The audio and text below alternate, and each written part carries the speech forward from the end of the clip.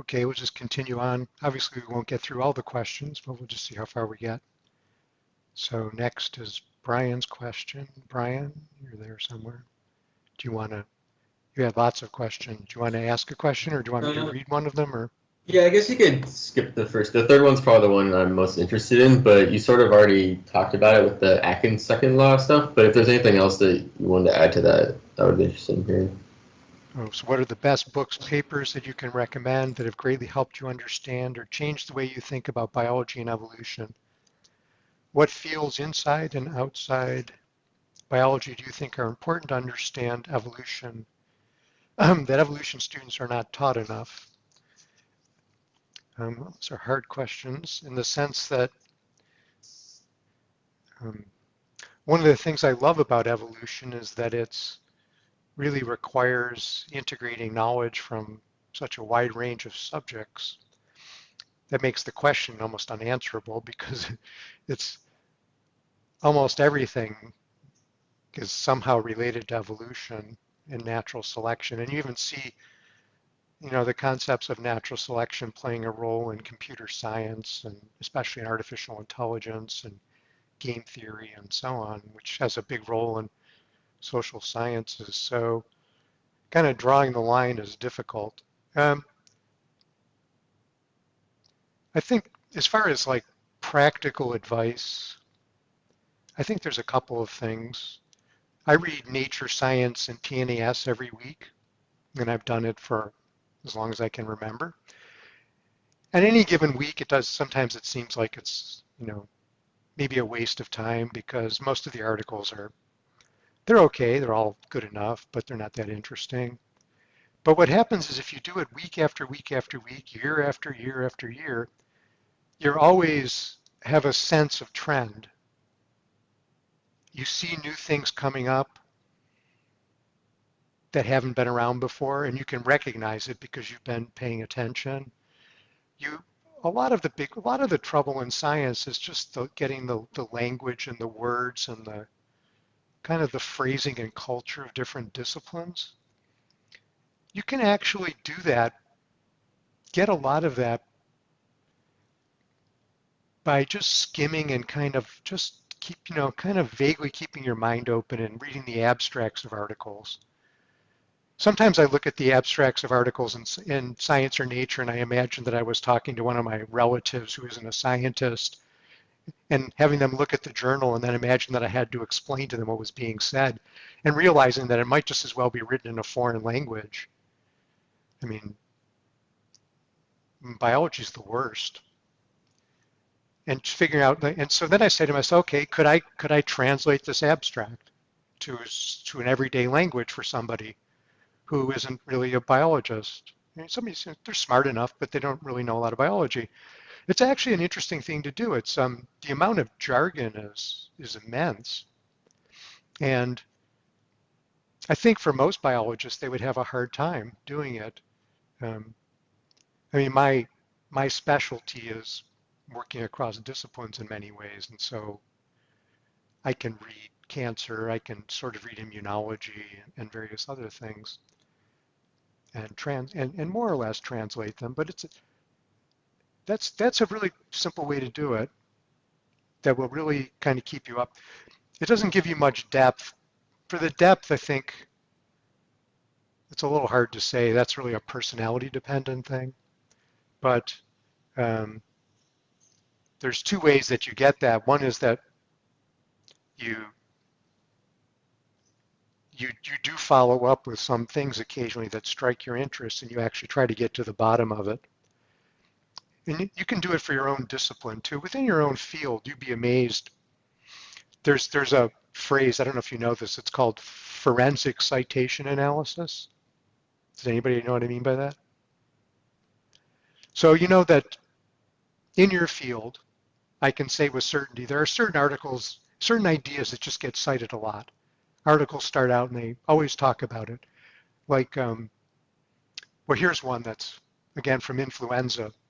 There's the idea that influenza, the 1918 influenza pandemic, originated from a pig, a flu that came out of a pig. And you can read that textbooks, standard. If you actually try, so you assume there's a natural tendency, and I would have assumed there's a study somewhere that actually shows that that's true because everybody repeats it over and over and over again.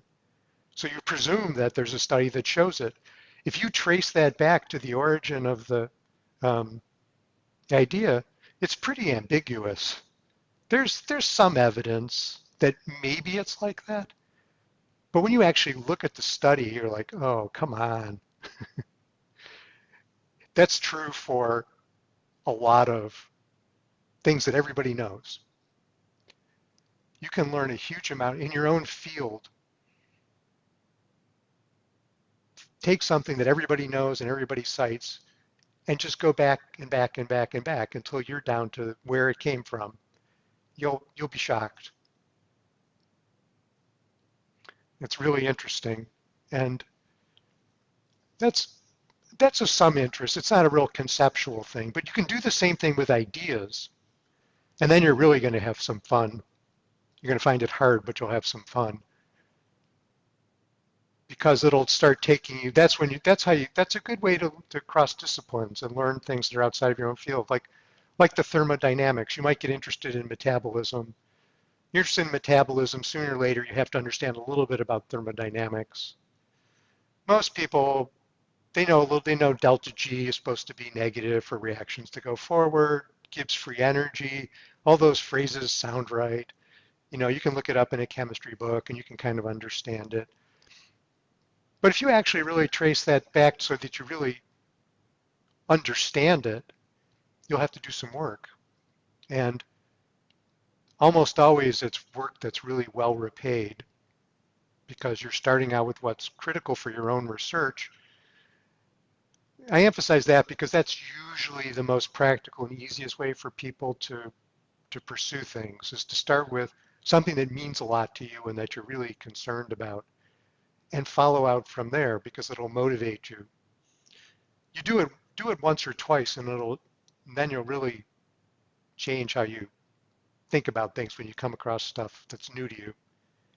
Um, that way you can, rather than somebody telling you read this book, it almost never works when somebody says, oh, read this book, because that was a book that, the Atkins book, I didn't just read the Atkins book. I knew about, the second law of thermodynamics I've known about it for a long time.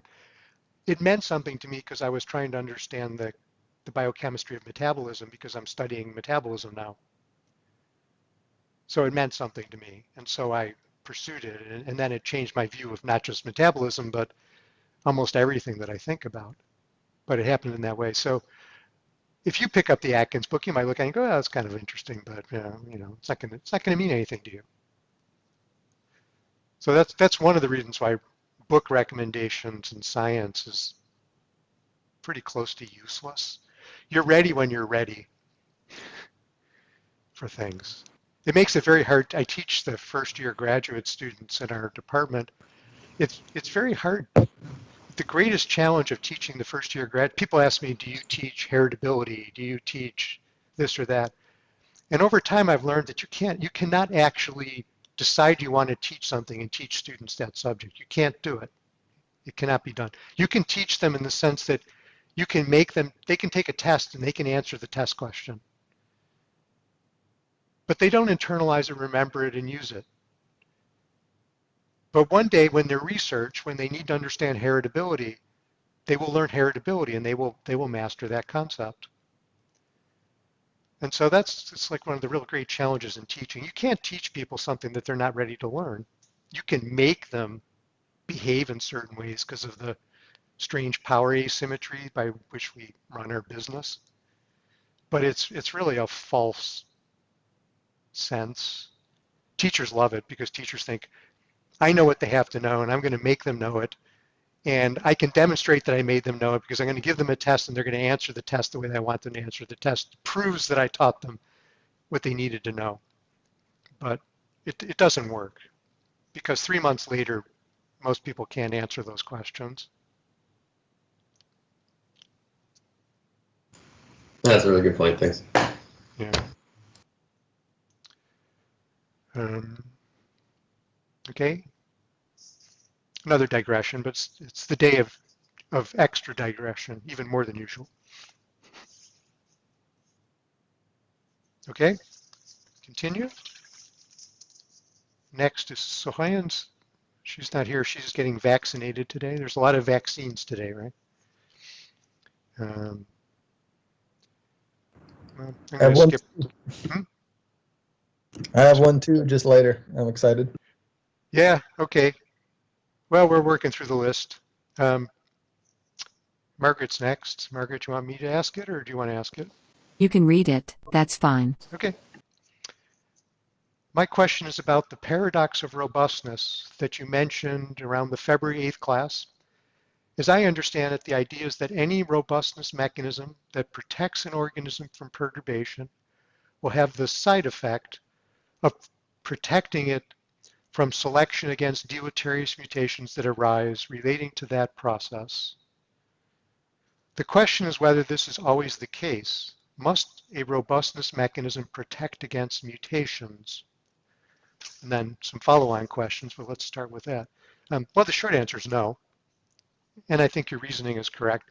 Um, a robustness mechanism, it protects the organism from perturbation, but it protects the organism from usually particular kinds of perturbations in a particular mechanistic way. And so, for example, and you mentioned temperature, if the organism increases its homeostasis so that it maintains its body temperature in a narrower range, then the functional components of that organism previously may have had a fairly wide thermal tolerance and functioned over a wide thermal range, but now that the organism maintains its body temperature over a narrow thermal range, then the proteins that are involved in other functions um, can evolve to have a narrow thermal tolerance, or they can at least decay with respect to their thermal tolerance for temperatures that are outside of the normal range. And so that mutations that, for example, a mutation to a protein that reduces its thermal tolerance range, in the ancestral state that would have been deleterious. But in an organism with temperature homeostasis, it's not deleterious. And so the components are becoming sloppier, so to speak, or to say that they're decaying is maybe misleading because functionally they're not, their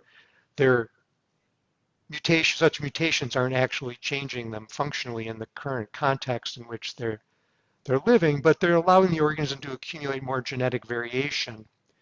Now, there's other mutations that such protection against temperature, the narrow temperature range of the organism might not affect other mutations. So the answer is that it really depends exactly on the specific nature of the robustness. What type of perturbation is the organism protected against, and mechanistically, how is that protection manifest?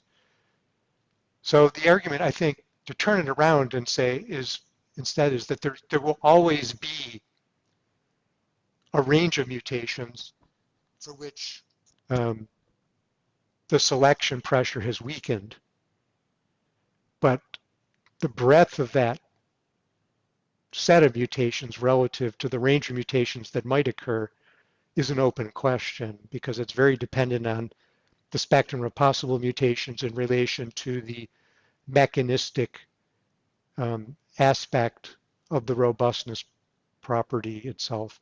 It also depends a bit on the structure. Actual systems are composed of components that interact through feedbacks and through other control system flows, and the actual structure of the input-output controls that manifest the actual expression of phenotypes is going to have a very big effect on how perturbations, either mutational or environmental, cascade through the system.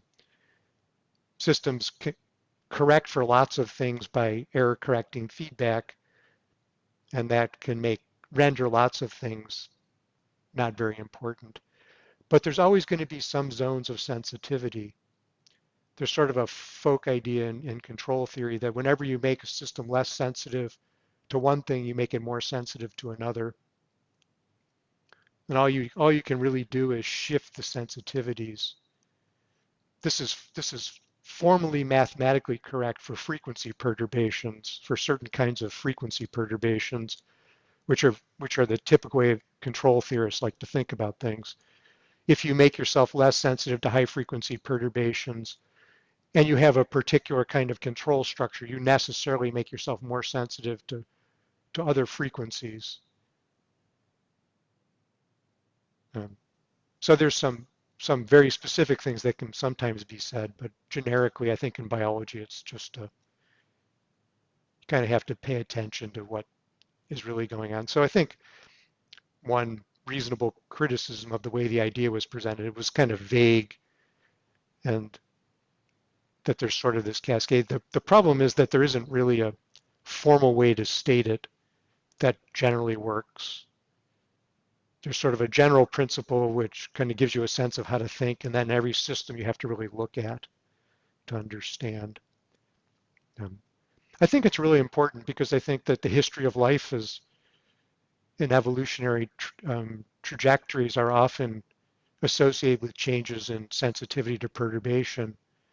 And so I think if one wants to follow how things evolve, you have to understand the kind of non-intuitive consequences of how robustness, greater tolerance for perturbations. Every time you get a greater tolerance, you really shift the structure of the system in terms of its internal. I like to think of it economically. You shift the whole cost-benefit structure of all of your components. And so if you think about, from an economic perspective, you think about design from an economic perspective, every time you get a protection against perturbation or a robustness mechanism, you've reset the whole marginal valuation of all of your components in their cost-benefit structure. And that has very powerful consequences for how design happens through sequence of events. I think it's one of the most important sort of unstudied, not discussed aspects of evolutionary trajectories. The problem is it's extremely hard. The principles seem overwhelmingly powerful, but it's very hard to connect to empirical process. And so it has a funny position in going back to the question asked previously about when you have a puzzle, how do you present it so that other people pay attention? This is a good example of something. It's not really a puzzle, it's a concept, but I've had a very hard time getting people to pay attention to it because people look at it and go, yeah, it's kind of interesting, but it's very hard to connect to something in a specific way, even though it's very easy to connect to things in a very general way. So it's a very peculiar thing. Usually it's the opposite. Usually it's very easy to connect things to a very particular example, but hard to see the general properties of how important things are, how much they matter. And this is sort of the reverse. So I'm kind of fascinated by it. It seems to reveal lots of things about conceptual structure. At the same time, it seems like it should be very powerful for understanding organismal design.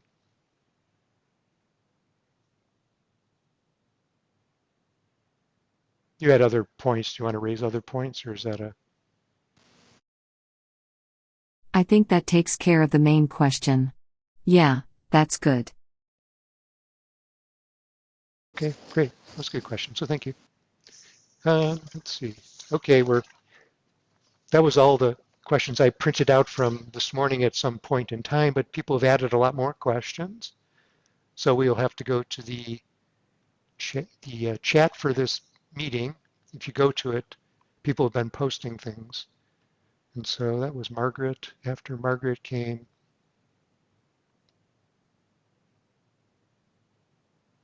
Ria, but Ria's getting her vaccination, is not here, so she gets skipped.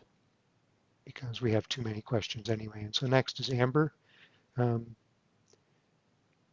you want me to, do you want to say the question? Otherwise, Yeah, I have to I put my can say it. otherwise I have to put my reading glasses on. Don't worry, I can say it. Well, I've just been thinking about applying all the lessons that we had from this class to my research and like future collaborations with people and maybe potentially being a future educator. And I just think it's like it's really easy to just get caught up on like our emphasis or our niche and just ignore other topics. And it just I don't know. I would just think back to that. I think it was one of our early class sessions when you talked about HIV and how like the therapy that they came up with was from like a plant pathologist. So that was just really cool to me thinking about that. But it's just like how did they figure this out? I mean, I think like earlier today you were saying that like with HIV it was a very well-known puzzle, so maybe that's why they were able to piece it together. But I guess my question is like how can we expose ourselves, and you did kind of touch on this earlier, to puzzles outside of our emphasis and potentially contribute to those, and then how can we like foster an environment for more interdisciplinary solutions? Because I think that like there's like a lot of attempts to be interdisciplinary and then it's just not, because people kind of like it's really hard to turn off what you've been taught all this time, and like how do you separate that and just let go for a sec and let other people contribute and somehow make sense of the puzzle together? Yeah, lots of great questions. On the HIV thing, I just want to clarify that the people who studied HIV probably did not know about plant pathology. It was an independent origin, and but it's the interest was that you understand the problem a lot better when you see it arising over and over again, and then you can see HIV in a broader perspective, and you can think better about HIV by recognizing the broader context. I think maybe that's what you were saying. And so, I mean, it just happened to be accidental. I know that because it just so happens I studied plant pathology at one time because I was interested in the evolutionary consequences of infectious disease. And at the time I was interested in that, this was a long time ago, and there really was very little genetic work on infectious diseases. I know that sounds surprising, but the people who were doing the best work were people studying plant diseases, because in agriculture, um, plant diseases are a huge problem, and there's a lot of knowledge about the genetics of the fungal pathogens in particular. So, um, and so that's where the data were for my question. You see this a lot. If you get interested in a problem, a lot of times the data are in some other field, if you're an ecologist or an evolutionary biologist in particular. Um, your question about like what do we do in daily life is a really hard one, and I did try to answer it before. I think I said read Science, Nature, PNAS, but I think you can also read find journals that are just a little that are related to what you're interested in, and make a habit of just looking through the table of contents. It seems like a trivial thing, and most of the time you do it, and you flip through and you go, okay, well, that was 20 minutes, so what? But if just something happens if you just do it. If it's a decent journal, you pick the right one, and you just do it on a regular basis. It takes time, but over time, you really has an effect on you, because one of the things I tell about graduate students is that the one thing you just cannot know is you can't have time depth about how science changes, because you just don't have enough time that you've been watching things. And one thing you can do right now is you can pick up a journal that's in your field and look through the table of contents for the last 10 years. This is actually a very interesting thing to do. Um, and I've actually I had a graduate class once where we did this. And one of the things I tell students is, you know, there are things that are really timely and everybody in your field is working on it and talking about it.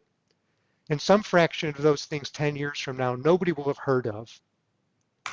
And some fraction of those things that everybody's working on right now will be the basis for the future of the field. And the single thing that you need to know that's most important to you is to be able to tell which is which. And it's a lot harder than you imagine, because what's trending right now in your field can trend for a variety of reasons. And some of them are sociological, some of them are just, personality has a big effect over the short time span. And a lot of people end up doing their theses a lot of grad students do their theses on timely subjects, which makes sense. You come to graduate school, you're working with the most active labs who are defining what's timely. And so you're working on timely things. And the question is, in 10 years from now, is your thesis going to be something like people like ask you, what'd you do for your thesis? And you say, and they just look at you blankly like, what? Or is it like, wow, you were in on that early. That's cool.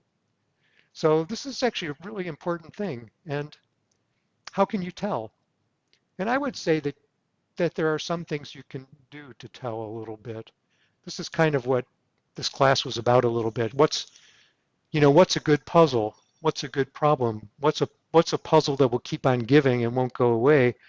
And what's something that's just not gonna, even though it sounds good and it's kind of connecting lots of things, isn't gonna last. So you can run that exercise on yourself and on your friends, and um, you can use journal tables of contents to look. You'll see if you look in a journal 10 years ago in your field, you'll see um, a lot of articles about subjects that you've never really heard about. Those are the ones that died. And you'll see articles about subjects that are now central, and those are the ones that lived. And so then you can ask yourself, so you can get data, you can ask yourself, why did that subject die? At the time, everybody was excited about it. Lots of PhDs were written on this, and it just didn't last. Why? So you can do that. It takes some work, but it's actually a good seminar thing to do with like 5 other people, because then you can split up the work and you can share, and everybody can kind of say, I took this journal and this is what I found, and that sort of thing. You can also, when we had this class, we interviewed people, and so we had the students could pick professors, and then I would invite the professor and bring them in and tell them to give a little historical overview of their field and how it developed and which topics were important when they were younger, and and then among those topics, which ones died and which ones lived and why. And professors love talking about that, because it's like, that's their own personal history in their own field, and they know their fields very well, and they know how things changed and why opinions changed, and so you can do it. So um, that's a very powerful set of exercises. But I think the most important thing is just habits that you get into for yourself. It's sort of like I learned how to play an instrument well enough to realize how bad I really was, musical instrument. So I can't play a musical instrument. But I studied classical guitar long enough to know sort of the discipline. And it's sort of the same thing. You have to come up with a discipline that works for you. And so what I'm telling you are sort of like scale exercises. Look in journals, do regular things. But nobody becomes a good musician without mastering the tedious stuff like that. I think the same thing's true in science. But we don't train scientists like that because, let's, graduate. I'm somewhat cynical about the way the system runs. A lot of professors are really great and run great programs for their students, but the structure of biology is such that the design of the system is that graduate students are cheap labor. And I say that to you because you should know that, because you can have a fantastic experience in graduate school, but you have to know what the dangers are. And the system isn't really set up for your benefit, no matter what people say and no matter how much, wonderful talk there is from deans and so on. It's just not true. And so you really have to pay attention to setting up your own system and finding what works for you.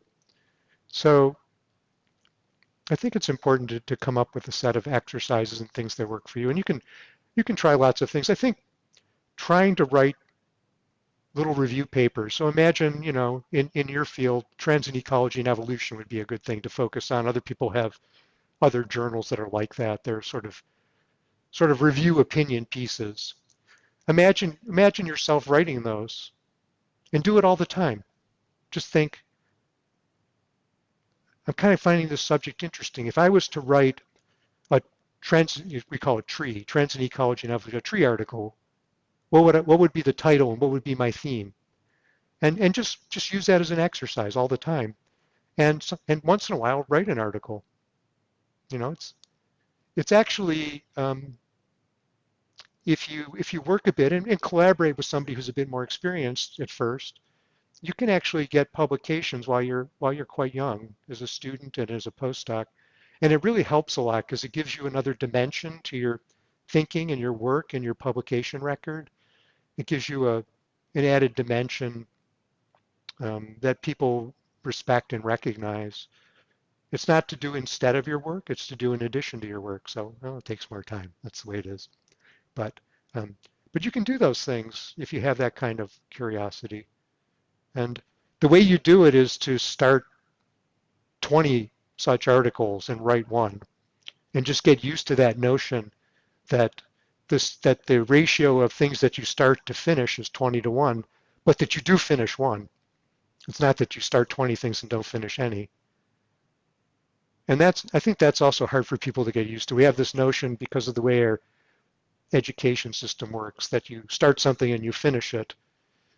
And I mean, there's a good aspect to that, obviously, but in science, you just have to follow. You have to be wrong a lot, and you have to get used to being wrong a lot. I think that's also very hard. I've never understood why the idea that getting a 90% on a test is somehow a good standard. Any test that you can answer 90% of the questions is a horrible test. What could be more unrealistic about daily life and about science than being able to answer 90% of the questions? But it gets so ingrained in your sense of approach to things. You should get used to the idea that you can almost never answer a good question, but once in a while you can, and that's great. Thank you. It's really helpful.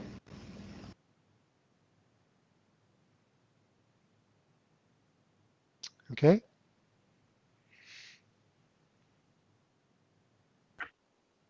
I guess not sure if it'd be helpful to ask, but if you had to give like what would be like a passing grade for answering scientific questions, what the percentage you'd say is like? Well, how in your close- lifetime, if you actually, I mean, how many significant, I mean, it depends what you mean by a question, but how many significant things do scientists over a career actually contribute?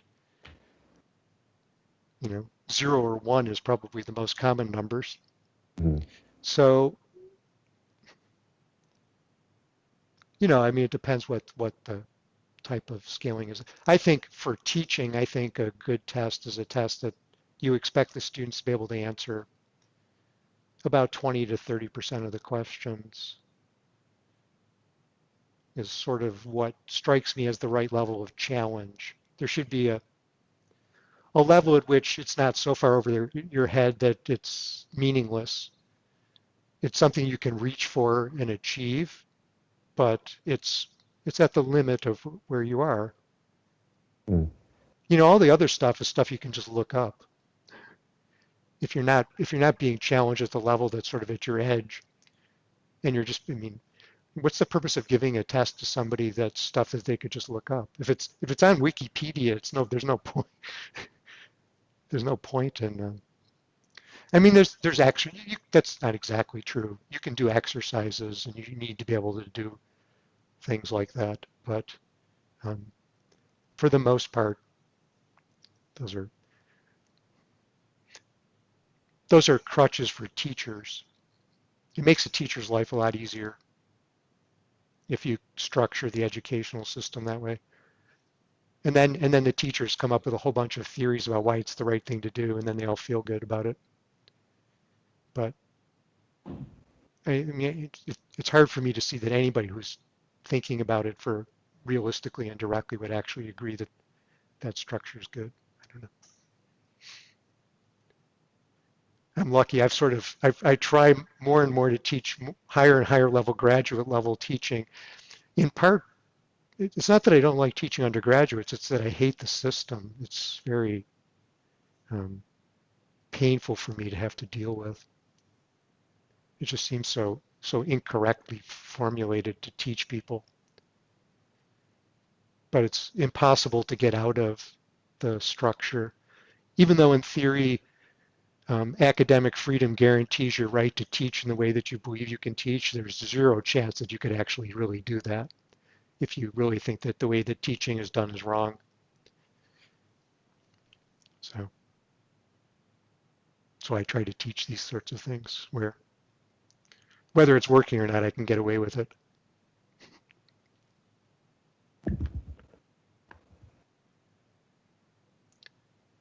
Yeah, okay. We're up to Thomas. So I had a question regarding the overwiring of the genome, overwired systems. You talk about how engineering systems are frequently much simpler, and that is due to the process by which they're like designed or constructed, and they incorporate simplicity on purpose to allow for maintenance or to prevent errors and failure. But do you think that there is any benefit to purposefully incorporating evolutionary principles in the design of human systems? Do you think that maybe simplicity is overrated? Or do you think that evolutionary systems just don't have a pressure to be simple? There's just not a selective action against it? I may have missed just a little. I understood almost all of your question. I may have missed just a little bit, so I'll start answering and then I'll pause. Okay. I think what's happened recently is that people have discovered through deep learning and artificial intelligence that, much to everybody's surprise, that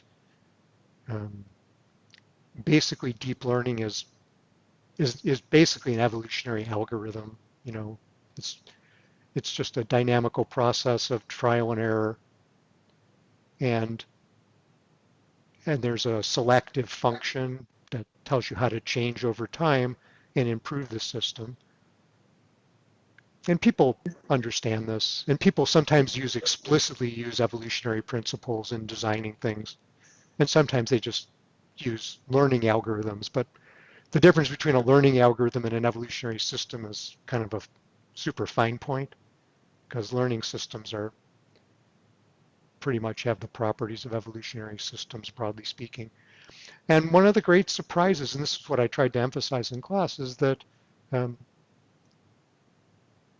when they started going with deep neural networks that were intrinsically sort of overwired, the performance just went, to say that the performance went through the roof is an understatement. The performance was so fantastic that it's profoundly changed our lives. And we're only in the first nanosecond of this change, because it's really a matter of a few years. So this is in your recent history. You're seeing this.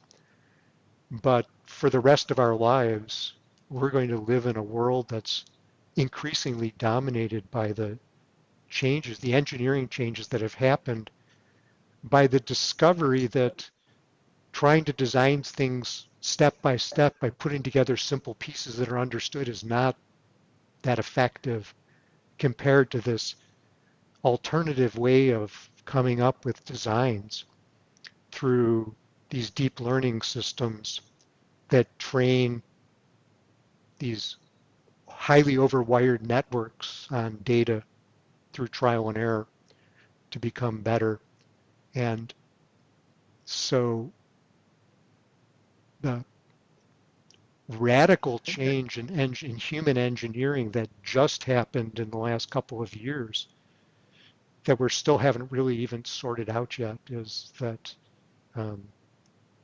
there's a whole nother gear that happens to be just like evolution. Now, we've long known that organisms are designed far beyond the capability of human engineering in many ways. I mean, there's some things that human engineering can obviously do better than organisms, but on the whole, organisms are still pretty far ahead of human engineering. And what's interesting, what I tried to emphasize, is that this radical change that's just happened is basically the accidental discovery that the weird complexity of organism, the way organisms are put together, is correlated with this radical acceleration in human engineering capacity. So your question was maybe not quite that, but that's sort of that's how I would start to phrase things. And then if you want to now say something in particular within that context, it would be appropriate. Yeah, sure. Would you say that the failure of sort of step by step, simply laying out a plan ahead of time rather than doing this iterative evolutionary sort of process of discovering the best way to do something, would you say that the failure of human systems compared to biological ones is just because we can't think that far ahead and we don't know where problems are going to arise? Or would you say it's due to its simplicity itself, that simplicity is the issue? I think I understand your question, I think, but let me start in a slightly different way. I think part of it is it has a lot to do with the kind of challenge. So there are, like building a thermostat. I don't really know that maybe deep learning has advanced the building of thermostats, but I'm not sure. If somebody gave you a choice today and said, you can put a thermostat in your house that's sort of this time-tested, simple system where I know what all the components do and I know how they work together, I understand the theory, and it works. And I know exactly what its sensitivities are and so on. Or I can give you one of these newfangled thermostats, and it could save you some money because we've shown under certain conditions that it's more efficient than anything we've ever designed. It has better properties and so on, but we don't really know how it works. And it's got a whole bunch of wiring that's where lots of things connect to lots of things and various feedbacks happen. And we still haven't figured out how it works. But performance-wise, it does seem to perform better, and it will save you money, we think. Which one do you want? Now, I'm all for high tech, and I all love that stuff, but I would take the simpler one for my house for now, and I would let some other people invest in Tesla and advanced autonomous driving, and I would let them work it out, and I would come in a couple years from now. I would buy that after there's been some crashes and they figured out what went wrong. I'm talking only about the autonomous driving system of Tesla. The Tesla itself seems to work fine as a car, but the question of self-driving is still an open question. Self-driving cars, and so it really depends on the kind of challenge. And we see this in biology. Different challenges are met with by different systems in biology. The complexity of the challenges. So not all biological systems are complicated structurally and in their control design. Some are quite simple. And so one of the real interesting things, if you're interested in organismal design, which is the single thing that I'm most interested in personally, is that you always have to pay it. There is no principle of design. There's different kinds of challenge, and you need to be able to classify the kinds of challenge. Is the challenge an unpredictable challenge? Is it a challenge which is predictable, but the complexity of making good predictions is extremely high? And so every kind of challenge has a different type of system. So evolutionary systems are used in engineering to solve certain kinds of problems, certain challenges. And this has been true for a long time. When I was a graduate student, at Michigan, there was a guy named John Holland, and he invented, so to speak, the genetic algorithm. Maybe if you have some computer science background, maybe you've heard of that. The genetic algorithm was just a computer simulation using natural selection as a principle to solve engineering problems. And he was the first computer scientist to widely use evolutionary algorithms. He was incredibly creative. He was the first person in the United States to get a PhD in computer science. And he worked with some of the original artificial intelligence people who built some of the first artificial intelligence. He was a brilliant, interesting person. He was fascinated by biology. He knew a lot of biology. And he, I was lucky to have experience with him. We were talking about going into different fields. I took his class. It was a class in computer science, and I was a class in biology. I was a biology student, but I found his graduate class, and I just enrolled in it and took it. And it was just fascinating. But it was interesting because the genetic algorithm was very good at solving problems that engineers had a hard time solving even back then, which was 40 years ago or more. But it wasn't very good at solving other problems. And so I became interested in, in trying to understand the kinds of problems for which various types of solutions work. You can think in biology about sex, we still don't understand why organisms have sex. We just really don't. Sex is the solution for certain kinds of problems, but we don't know what the kinds of problems are that sex is the solution for. We think we know. We think it's a certain kind of it's a certain time scale of unpredictability by which organisms do better by paying a certain cost in return for being able to explore. It's what John Holland, this computer scientist, called exploration versus exploitation. That's a very important phrase, and I'm sure he didn't invent it, but he was very creative at developing mathematical theorems and computer science algorithms that work within the context of the trade-off between exploration and exploitation. The idea being that exploration almost inherently always comes with a cost, but for some things you're not going to survive unless you explore. You need to change to keep up. There's other things that exploration's a waste. You're just simply better at just maximizing your efficiency because the problem is in front of you and there's nothing new that's happening. You just have to be good at it. And so he had a whole bunch of really brilliant ways of dealing with that and relating it to the advantage of recombination, which is effectively the same problem as the evolution of sex. Mixing your gene. When would you mix up your genes? Mixing up your genes is a totally stupid thing to do. The whole point of evolution is to bring good combinations of genes to work well together. Why would you ever mix them up if you have a set of things that work well together? And yet that's exactly the design of genetic systems for many organisms. It's really a surprise.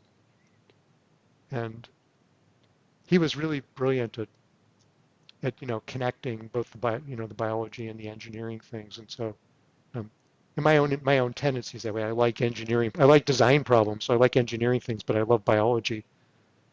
And so that was a connection. So this whole business about overwiring, I think it's really, if you were to ask me of all the things you talked about in class, like going back to my challenge, in 10 years from now, what's going to be really important and what's going to disappear? Well, I would claim nothing we've talked about is going to disappear. I only told you important things. But of all the things we talked about, the thing that's going to be the most profound, this is not going away. This is going to change all of our lives. This whole overwiring engineering solution problem. It has profound connections to our conceptual understanding of evolution, I'm certain. But this hasn't been explored hardly at all. And that was what I was trying to raise to you. You've got it in your mind now, and now you'll see over time. It will take time. It's not going to be next year. It's going to be the year after. But you might forget about it. But 5 or 10 years from now, you'll read some article and you'll go, oh, and it'll click, and you'll vaguely remember you had some class in the past where some guy was rambling on about this and said it was going to be important. But I really think that, I think that's just a really powerful area. It connects so many different things. This is always, the answer to my question, what's a great puzzle? You remember I talked about Hardy, G.H. Hardy, at the beginning of class. He talked about what a great mathematical problem was. And he said, some mathematical theorems, they look interesting, but they're actually not that interesting. And other mathematical theorems are, the Greeks discovered them and we're still in awe. Why? I think a great theorem is just connects things together that you would never have connected, and all kinds of things flow through it. And ever since, Pythagoras figured out that, business about triangles, he probably wasn't the first person who did it, doing our forensic analysis, but we give him credit for it. We still connect huge numbers of things. I connected the central limit theorem and circles to the normal distribution. That was Pythagorean, that was the whole Pythagorean notion of distance, or Euclidean notion of distance anyway. Those were great theorems, and they're still how we understand things. Anyway. Okay. So that's time's up. I have some things I have to do this afternoon, so I can't stay too much longer. But if anybody wants to raise a point, a question, or have a final word, let me say one more thing. If you have any comments about the class, either intellectual, scientific things, or just about the structure of the class and the way it was taught, things you liked and didn't like. Of course, you have the evaluations, which you must complete, and I will read those and pay a lot of attention to them. But if you have other things you want to tell me, or you want to just discuss, you can post them, in a general chat on the team site. I'll keep an eye on it, or you can send me a private message. It's helpful to me to get that feedback and know both the positive and the negative things. You teach and you just don't you don't really know what students think. They look at you and they nod and they smile and they're polite, and sometimes at the end of class I discover, oh, they really did like the class, and sometimes you discover, oh, they really hated this or that part of the class, and they never said anything about it, even though I kept on telling them to tell me. So it's never too late to tell me. Even though it's too late to change the class, I still may learn something. So so feel free, feel encouraged to do that. So that's probably my final word. So now it's your turn if you have anything else you want to say. Otherwise, it's really been, I'm looking at all of you in my little Teams thing, and it's been surprisingly good, I think, that it's the way it's worked out. So thank you for that. Thank you. Thank you. Thank you. Thank you. Thank you. Thanks, Steve. Yeah, thanks a lot. Thank you. Thank you very much.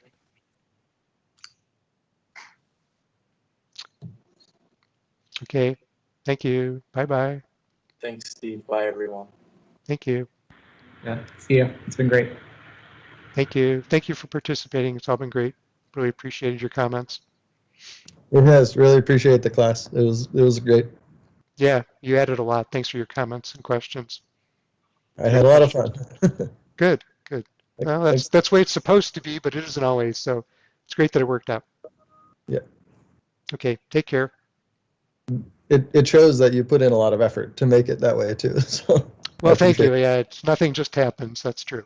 But it was enjoyable because of the feedback. There's about teaching. If you put a lot of effort in and you don't get much question back or something, it feels very distressing. But when people ask good questions, it's easily well worth it. So thank you.